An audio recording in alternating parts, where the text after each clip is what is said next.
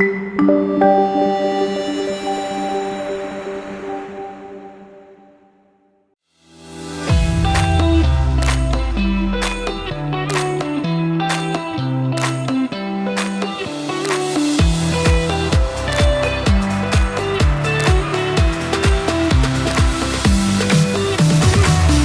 to Jaded Health, where we empower you to live a healthy lifestyle and alert you to the deceptive marketing tactics used by the food, drug, and weight loss industries who put their profits above your health.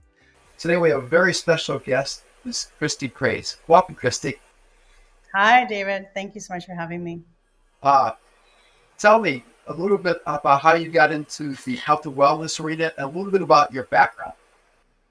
So I've been in health and wellness for many, many years. I started very young. I started getting into working out when I was about 14. I went to college and studied nutrition and got into personal training in my later teens and worked in the gyms and did fitness competitions. So I've always been very mindful and into nutrition and health and well-being, and it's progressed through the years. I definitely got into it much more and much deeper after my experience in 2020 with being very, very sick with COVID. That was very eye-opening as far as the quote unquote, hospital care and doctors and what's going on with the medical care system right now. So that really kind of propelled me even deeper into asking questions and really finding out how to discover true health. So when things like pandemics do come along, we will be as healthy as possible and know how to protect ourselves. You just got a new certification we were talking about. Oh, yes. I just got certified as a trauma resilient care practitioner through TREC. So that was extremely eye-opening for me.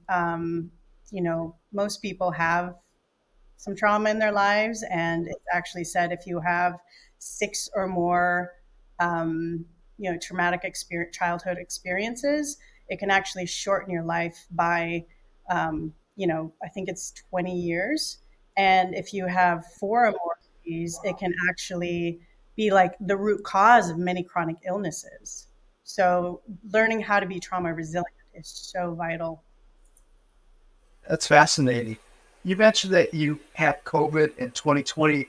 My understanding, based on our prior conversations, you were one of the first 25,000 people diagnosed with the long-term COVID. Could you tell me a little bit more about that experience and some of the trauma you went through during that experience?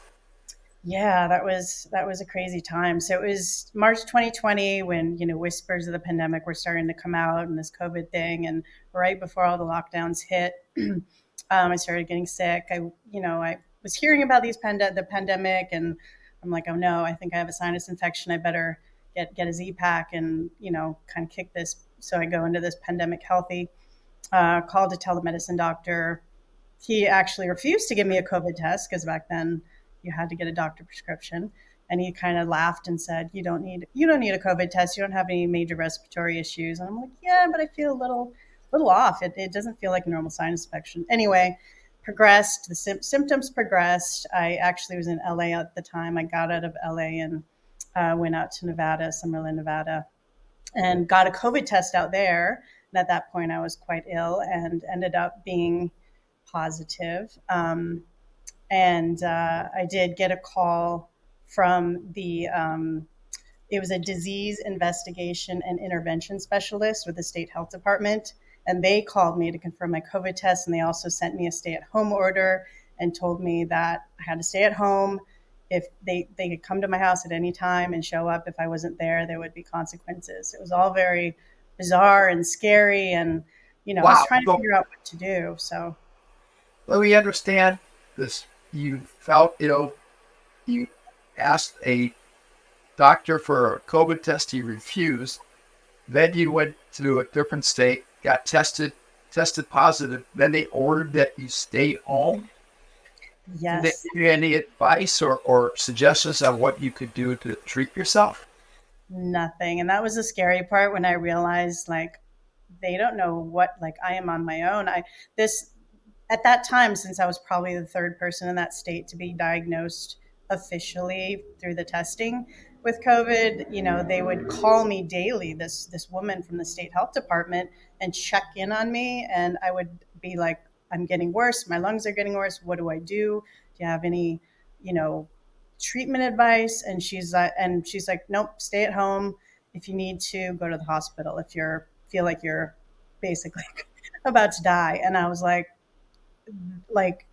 I've never heard. Since when have we ever said stay at home until you're about to die? Like vitamin C, I mean, there's a whole plethora of things we can do when we're ill. So that was quite shocking. You were healthy in physical activity and nutrition and eating healthy, so you're more than an average person when it comes to being a healthy lifestyle, correct? Yeah, and that was a scary thing. It was like I was extremely healthy, like you were saying. I was highly into fitness. I was still doing quite high level fitness training. Very very healthy eating, very healthy lifestyle. So yes, I did have asthma as a child, but as an adult, I had grown out of it for the most part. So, and I'm not in my older years. I'm still quite young. So that was also another shocking thing, how badly I did get COVID. What happened? So my lungs started spiraling downhill shortly after I was diagnosed and was dealing with the health department and all this. It was about 3 days. Third day I woke up. It was very strange. My feet were burning so badly that I couldn't stand it. My lungs were shutting down to the point where I could barely breathe. If I'd take a couple steps, I felt dizzy. My friend's like, we should go to the hospital. I'm like, I'm not going to the hospital. Like we've been seeing on the news that they're intubating people, and I've watched a lot of information. It doesn't seem like the right thing. I don't feel right about it. Hospitals are not for treating viruses. They deal with broken bones. Like this is not their specialty. So I called the urgent care where I got the COVID test originally. They said, sorry, we can't help you have COVID. Go to the hospital. They refused to give me any sort of treatment. I asked for hydroxychloroquine. This is before that, the whole debacle with Trump and everything where they kind of banned it. And she said, no, we're only giving this to people who are almost dying. And I was like, well, how do I avoid me almost dying? I mean, a couple more days, like I'm gasping for breath. This is not good. So finally, couple hours after that conversation, I was really panicking. It was very emotional and scary. And my friend's mom called. She said, my friend had a daughter. So her daughter's pediatrician had posted on Facebook a post saying, I think I have something that could help COVID patients if they're having lung issues. Called him right away. Basically, he was the first doctor with urgency. He was like, you are in serious condition. I'm going to get you this medication right now. He got it to my house within an hour.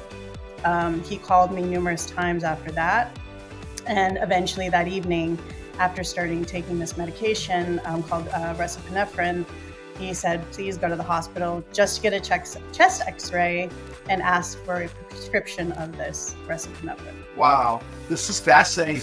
We're going to cut for a commercial break. So when we come back, then you can tell us the rest of the story. It's snack time. I've had a lot of beef sticks, but maybe the best grass-fed beef stick is from Paleo Valley. And if you haven't tried the teriyaki flavor, look at these ingredients. It's crazy. Yes, it's made from 100% grass-fed beef, but sweetened with raw honey. And how do they make the teriyaki? With real spices and coconut nectar here. But maybe one of my favorite things is this. All the beef sticks are naturally fermented. When they're naturally fermented, they're easier to digest. And if you go to Paleo Valley's website, you can get 50% off the beef sticks using my promo code DELICIOUS. Bobby approved, best in class, keto, paleo, you gotta try it. At Koya, we're all about fruits and vegetables. Our goal is to make your daily fruit and veggie intake a little easier with our organic fruit and vegetable powders. Each one is freeze-dried to retain its maximum nutrition. They're great in smoothies or simply shake them up with some juice or water.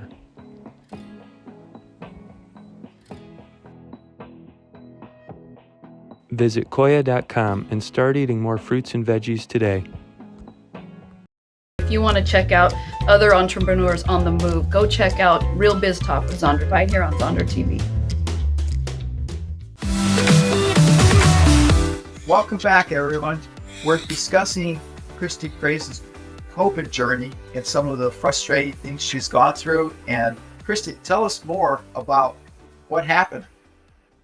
Absolutely. So that evening, like I was saying, he said, you know what? I want you to go to the hospital just to get a chest x-ray. I don't want you to, do anything else. Just get a x-ray, because if you have a secondary bacterial infection, then I have to treat you a completely different way, and we need to approach this differently. So I need to know what's going on with that. And while you're there, get a prescription for the racemic epinephrine that he had given me. And we'll get into what that is in a little bit. But so I show up at the hospital. I was terrified. I was kind of scared they were going to lock me in a room and not let me go once I told I had COVID.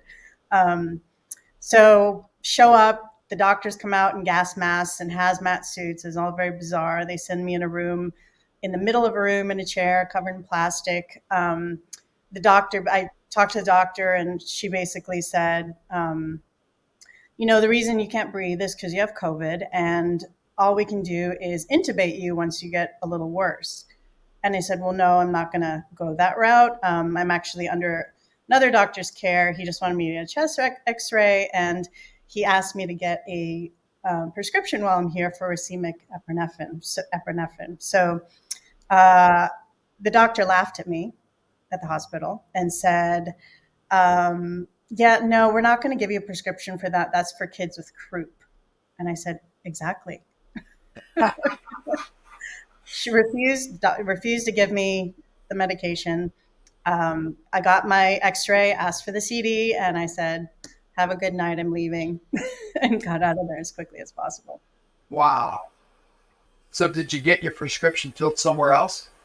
Yeah, so my doctor, Dr. Wes, and he doesn't always want me to mention his full name, so that's just my nickname for him. He's gotten a lot of heat from the powers that be, so I'm very respectful of that. But he ended up writing me the prescription for the racemic epinephrine. So basically, I had a nebulizer at home, so I was nebulizing racemic epinephrine, something called budesonide, which is a steroid, and albuterol. I was doing that 3 times a day. And after 2 days of that, my lungs began to stabilize. And this is from a downward spiral of 3 days of almost, he said I was about two days away from dying if I would not have gotten help. So my lungs stabilized and, slowly starting to get back on track. But then 5 days later, my throat started swelling shut. So I was rushed back into Dr. West's office. He diagnosed me with a secondary bacterial infection, which is, per the studies, one of the main reasons many COVID people die is because of secondary bacterial infections. And he immediately started me on a very strong steroid and antibiotic. I want to back up for a minute. So you're saying that a lot of people die because of a secondary bacterial infection? I haven't heard about this on the news from anywhere. This is something new. Yeah, it's quite interesting. I basically, let's see if I have the studies. But yeah, I mean, even if you look back in history, the studies have showed that, back in all the pandemics, it was a secondary bacterial infection that was killing people, not the actual, flu or COVID. So basically, how COVID kills from the research that I've studied is basically a dysregulated immune system. This was published in an April 2020 study in Critical Care Explorations, and it's called a cytokine storm, basically. So this can be severe, life-threatening. It's where your inflammation causes the immune system to mistakenly attack the body's own cells and tissues. So you have all this inflammation, your entire lung inflames and starts filling with liquid, and you're basically drowning on your own lung fluid, which is terrifying. That's what I experienced. So what happened with you in your recovery? So Yeah, so after the injections, we did the injections, and the second day, I woke up at 2 in the morning and my body started purging all the liquid in my lungs for the first time.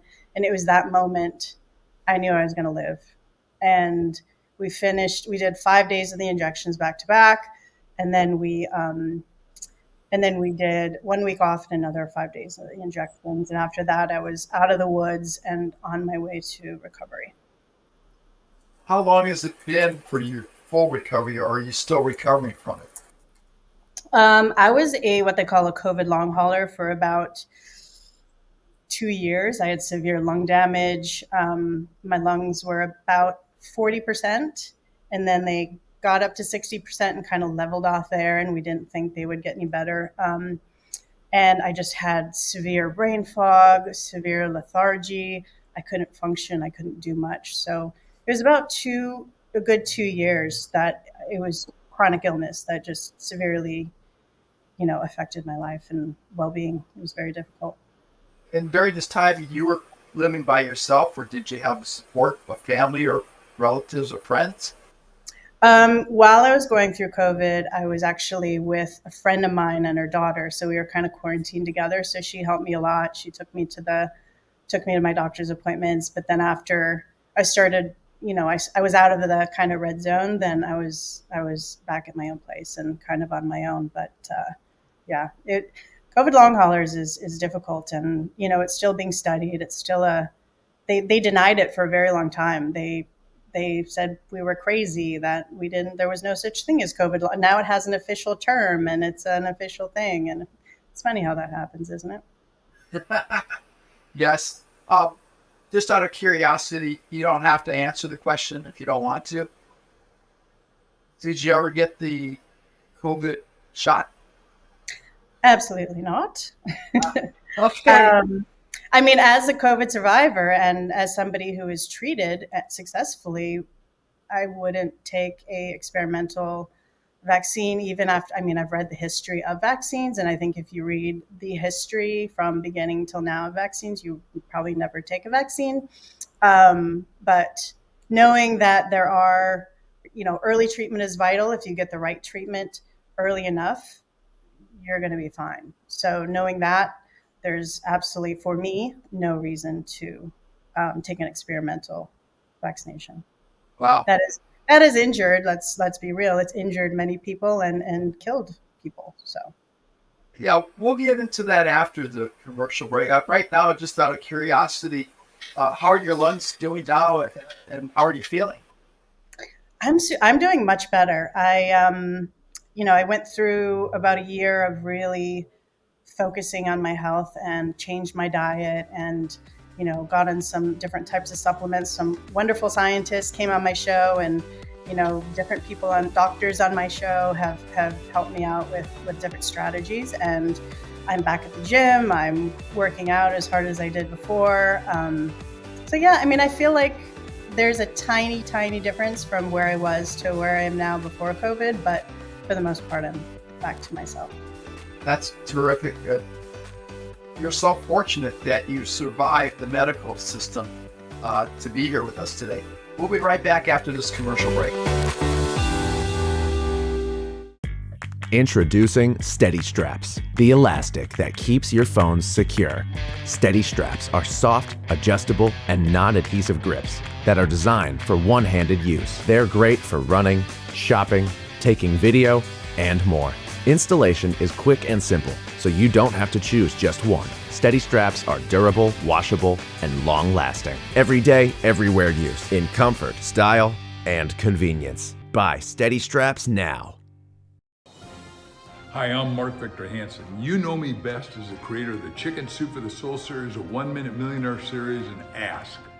Have you ever felt like you're a person that has a story inside you? From the stories of growing up as a kid, going to school, and discovering life. We have adventures that we go through, and those adventures shape us to be the people that we become. I believe you have a book in you, and I want to bring your impact story to life. Welcome back to Jaded Health. We're visiting with a very special guest today, Ms. Christy Prais.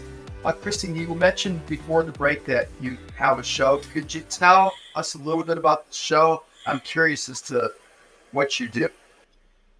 Yeah, so I have a show. It's called Discovering True Health, and it is a podcast dedicated to health and wellness. We have doctors, scientists, different types of experts, and personal journeys to true health from around the world. Really looking to what the title says, discover true health and get ourselves as informed as possible.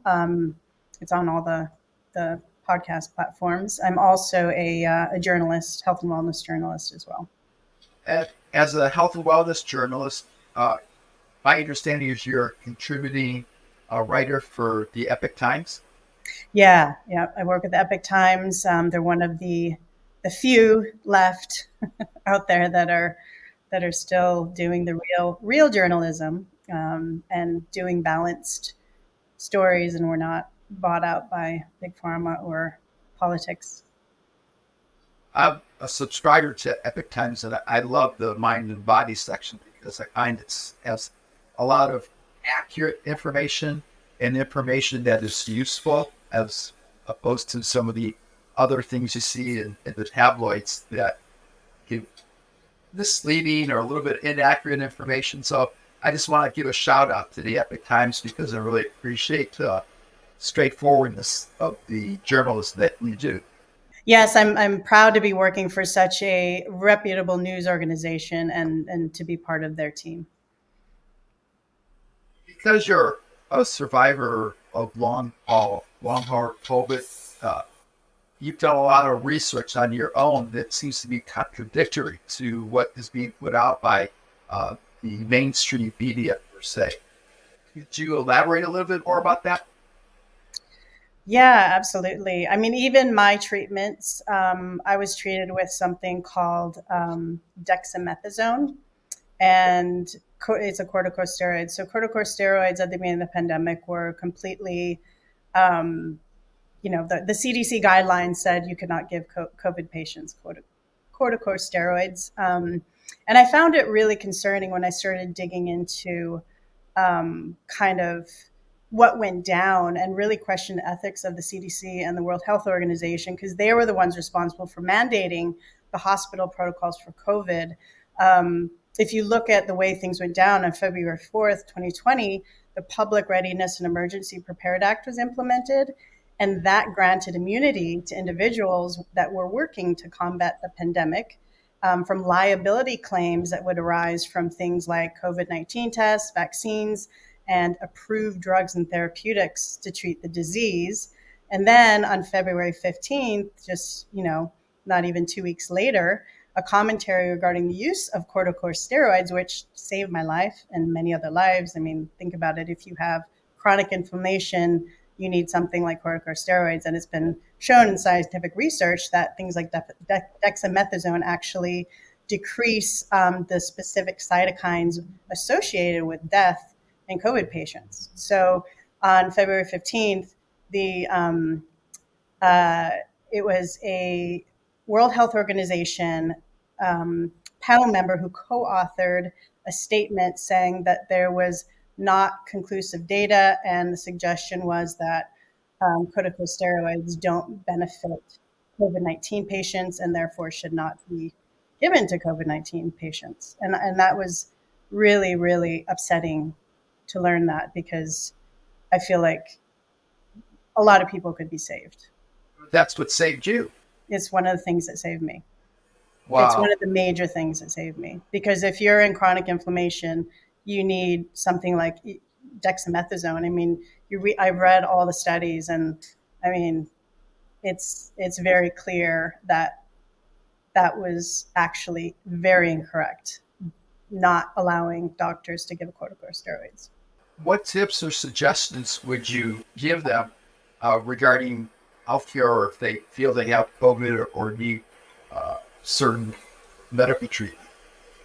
I mean, I would say one of the big issues that happened during the pandemic that was another major factor was that many of the general practitioners shut their doors with the lockdowns, and everybody was left to hospitals. So I would say, firstly, find yourself an amazing holistic medicine, family physician that knows has a history and the knowledge and continues with, study of the body and chemistry of the body, that knows how to treat viruses and bacterial infections. So you have that in place for any future pandemics, and do not rely on hospitals that are governed by the CDC, World Health Organization, any alphabet agency. They're very kind of controlled by big industry, big pharma. I've researched another doctor, Dr. David Brownstein. He's a medical physician in Michigan, and he was another one of the heroes of the pandemic. His protocol, he saved hundreds of lives. He actually did a peer-reviewed study, was censored and completely shut down by, again, government agencies. But his way of treating patients was high doses of vitamin A, C, and D. He used iodine supplements, which is a Lugos solution of iodine and iodine. He also had them do nebulized treatments of medical grade hydrogen peroxide and iodine, which was a huge factor in those with lung issues. That really just stopped that in its tracks. And I did a whole show with him, and I did an article as well. And he also did IV treatments and ozone therapy. But one of his suggestions when I talked to him was, before anything else, maintain basic health. Diet, like we've all talked about, keep carbohydrates down, cut out refined sugars. I mean, did you know that refined sugar actually shuts down your immune system for 4 to 5 hours? Wow, wasn't aware of that. I was not either, and I just researched and pulled some studies. And if you eat 100 grams, which is like a can of soda, it severely impacts your white blood cells, which is what attacks viruses and bacteria. And it reduces their reactivity up to 40% and shuts down the immune system or disables it for up to 4 to 5 hours. So super important. Cut out the sugar, especially in pandemic times. And what about physical activity, exercise? I was reading an article in the Epic Times that they're finding that physical activity, exercise, is helping prevent COVID. Yeah, and these are all the basics again. And so studies show, and experts are saying, that exercise directly benefits the immune system. And it does that by helping, again, the white blood cells, which are the disease-fighting immune cells. And it helps them by making them circulate more rapidly, so they can potentially detect illness sooner, that basically somebody who didn't exercise, they wouldn't detect as quickly.